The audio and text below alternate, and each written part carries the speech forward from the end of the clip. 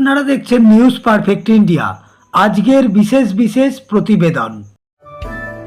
দক্ষিণ 24 পরগনার ডায়মন্ড হাবড়ার 11টি বুথে আজ পুনর্নির্বাচনের নির্দেশ দেন নির্বাচন কমিশন।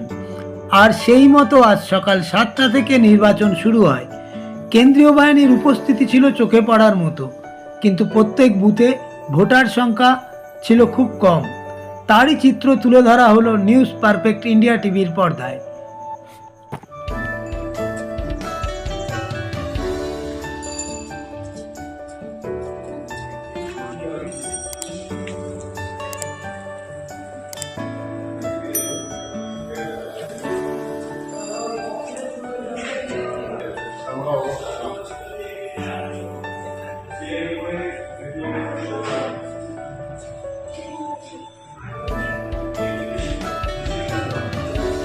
मोबाइल है तो अभी निकाल दो, अभी निकाल दो।